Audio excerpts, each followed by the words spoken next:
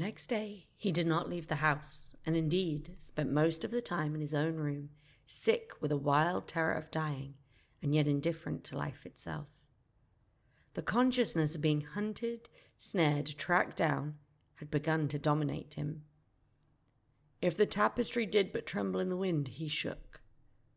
The dead leaves that were blown against the leaded panes seemed to him like his own wasted resolutions and wild regrets.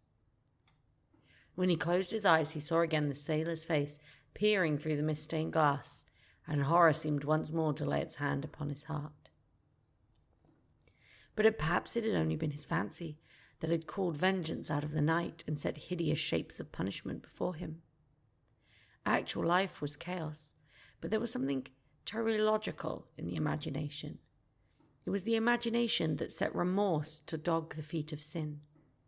It was the imagination that made each crime bear its misshapen brood. In the common world of fact, the wicked were not punished, nor the good rewarded. Success was given to the strong, failure thrust upon the weak. That was all. Besides, had any stranger been prowling round the house, he would have seen by the servants or keepers. Had any footmarks been found on the flower beds, the gardeners would have reported it. Yes, it had been merely fancy. Sybil Vane's brother had not come back to kill him. He had sailed away in his ship to founder in some winter sea. From him, at any rate, he was safe. Why, the man did not know who he was, could not know who he was. The mask of youth had saved him. And yet, if it had been merely an illusion, how terrible it was to think that the conscious could raise such fearful phantoms and give them visible form and make them move before one. What sort of life would his be if day and night shadows of his crime would appear at him from silent corners, to mock him from secret places, to whisper in his ear as he sat at the feast, to wake him with icy fingers as he lay asleep? As the thought crept through his brain, he grew pale with terror, and the air seemed to have become suddenly colder. Oh, in what a wild hour of madness he had killed his friend! How ghastly the mere memory of the scene! He saw it all again. Each hideous detail came back to him with added horror. Out of the black cave of time, terrible and swathed in scarlet, rose the image of his sin. When Lord Henry came in at 6 o'clock, he found him crying as one whose heart will break. It was not until the third day he ventured to go out. There was something in the clear, pine-scented air of that winter morning that seemed to bring him back to his joyousness and his ardour of life. But it was not merely the physical conditions of the environment that had caused the change. His own nature had revolted against the excess of anguish and had sought to maim and mar the perfection of its calm. With subtle and finely wrought temperaments it is always so. Their passions must either bruise or bend. They either slay the man or themselves die. Shallow sorrows and shallow loves live on. The loves and sorrows that are great are destroyed by their own plenitude. Besides, he had convinced himself that he had been the victim of a terror-stricken imagination, and looked back now on his fears with something of pity and not a little of contempt. After breakfast, he walked with the Duchess for an hour in the garden, and then drove across the park to join the shooting party. The crisp frost lay like salt upon the grass. The sky was an inverted cup of metal blue. A thin film of ice bordered the flat, reed-grown lake. At the corner of the pinewood, he caught Sir Geoffrey Clouston, the Duchess's brother, jerking 2 spent cartridges out of his gun. He jumped from the cart, and having told the groom to take the mare home, made his way towards the guests through the withered bracken and rough undergrowth. "Have you had good sport, Geoffrey?" he asked. "Not very good, Dorian. I think most of the birds have gone to the open. I dare say it will be better after lunch when we get to new ground." Dorian strolled along by his side. The keen aromatic air, the brown and red lights that glimmered in the wood, the hoarse cries of the beaters ringing out from time to time, the sharp snaps of the guns that followed, fascinated him and filled him with a sense of delightful freedom. He was dominated by the carelessness of happiness, by the high indifference of joy. Suddenly, from a lumpy tussock of old grass some 20 yards ahead of them, black-tipped ears and long, erect, limber limbs throwing it forward, started a hare. It bolted for a thicket of alders. Sir Geoffrey put his gun to his shoulder, but there was something in the animal's grace of movement that strangely charmed Dorian Gray, and he cried out at once, "Don't shoot it, Geoffrey. Let it live." "What nonsense, Dorian," laughed his companion, and as the hare bounded off into the thicket, he fired. There were two cries heard, the cry of a hare in pain, which is dreadful, and the cry of a man in agony, which is worse. "Good heavens, I've hit a beater!" exclaimed Sir Geoffrey. "What an ass the man was to get in front of the gun. Stop shooting there," he called at the top of his voice. "A man is hurt." The head keeper came running out with a big stick in his hand. Where is he? Where is he?" he shouted, and at the same time the firing ceased along the line. "Here," answered Sir Geoffrey angrily, hurrying towards the thicket. "Why on earth don't you keep your men back? Spoiled my shooting for the day." Dorian watched them as they plunged into the alder clump, brushing the lithe swinging branches aside. In a few moments they emerged, dragging a body after them into the sunlight. He turned away in horror.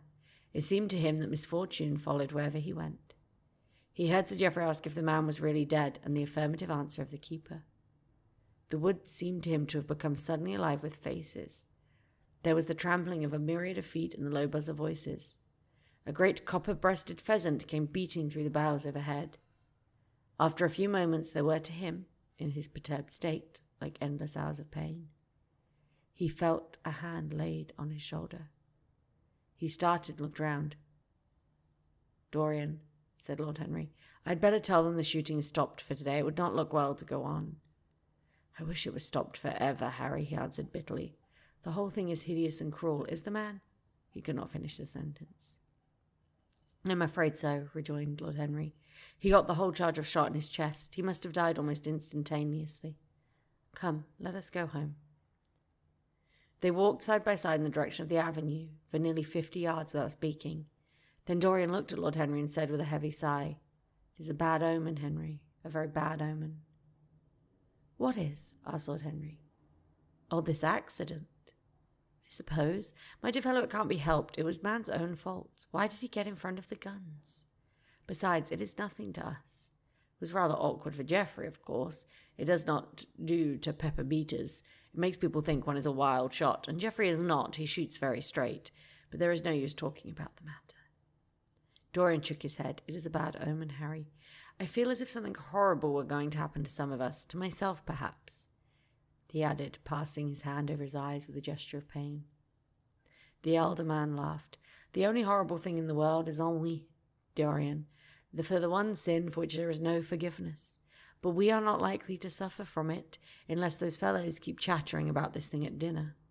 I must tell them that the subject is to be tabooed. As for omens, there is no such thing as an omen. Destiny does not send us heralds. She is too wise or too cruel for that. Besides, what on earth would happen to you, Dorian? You have everything in the world a man can want, and there is no one who would not be delighted to change places with you." "There is one with whom I would not change places, Harry. Do not laugh like that. I am telling you the truth. The wretched peasant who has just died is better off than I am. I have no terror of death. It is the coming of death that terrifies me. Its monstrous wings seem to wheel in the leaden air around me. Good heavens, don't you see a man moving behind the trees there, watching me, waiting for me?" Harry looked in the direction in which the trembling glove was pointing. "Yes," he said, smiling. "I see the gardener waiting for you.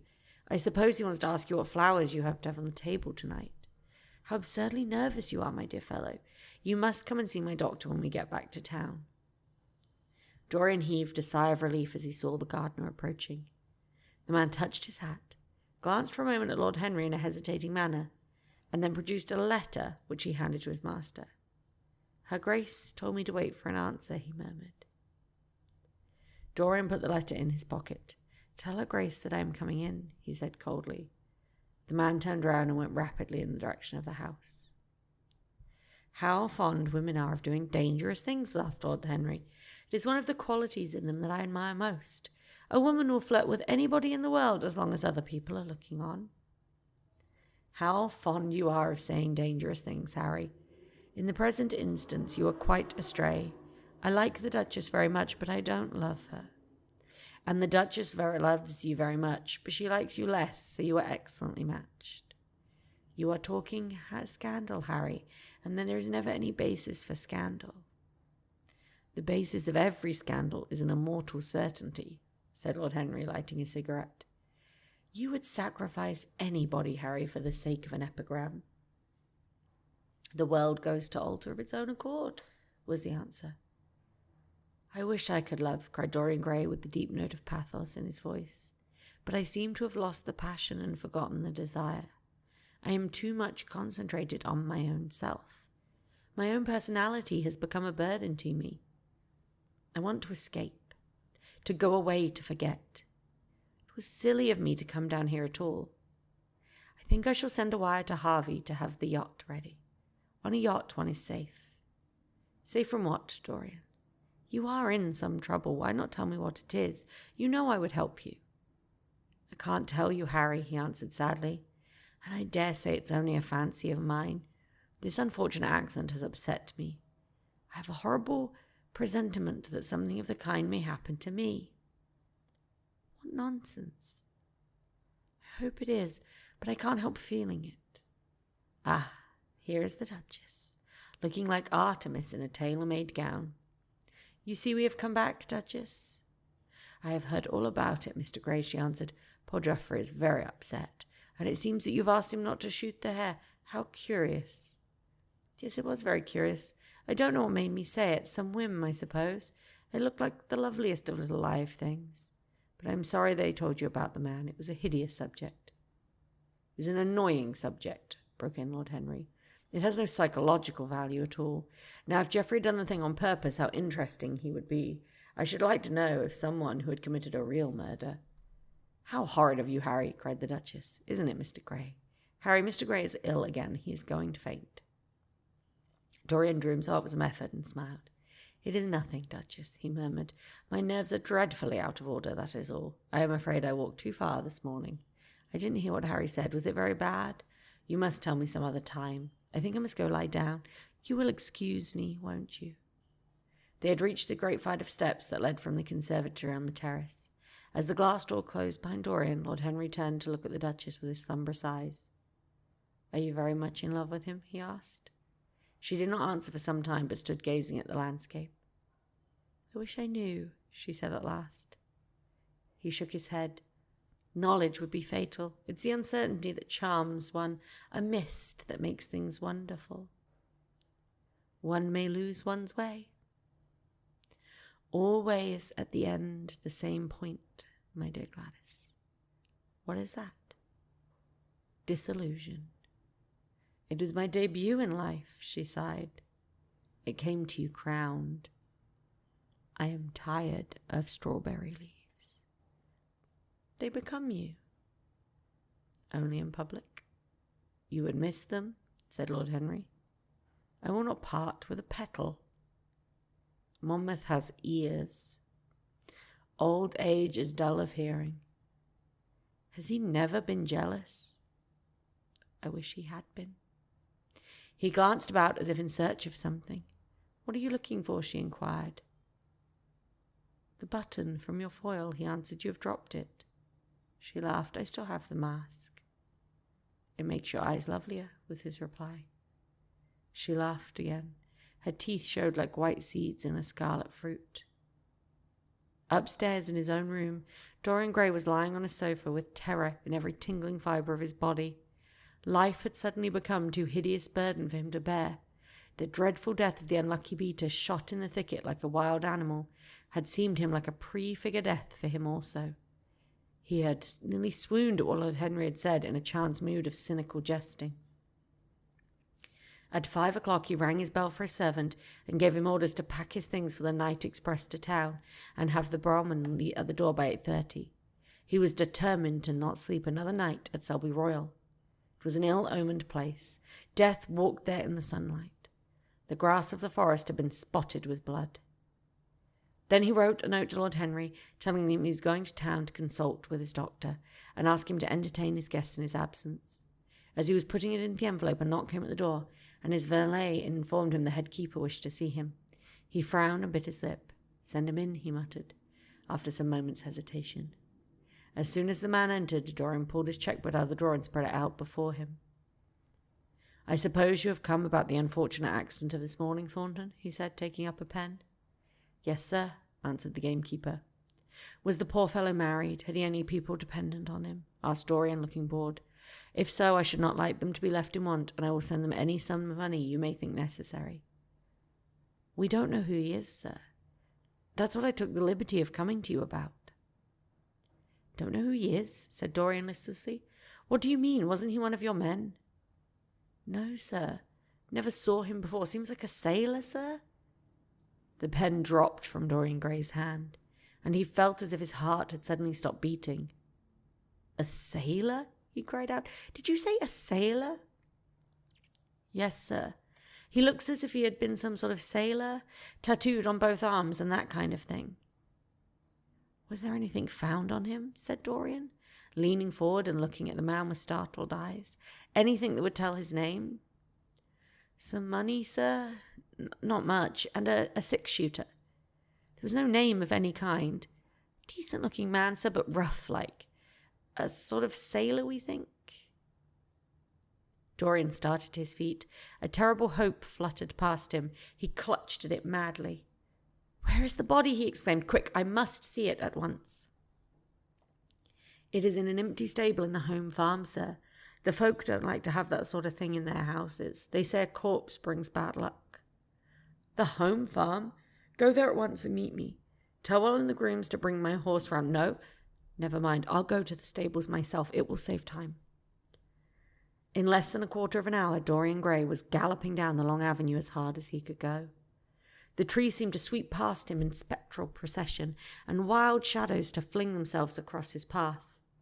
Once the mare swerved at the white gatepost and nearly threw him. He lashed her across the neck with his crop. She left the dusky air like an arrow. The stones flew from her hoofs. At last he reached the home farm.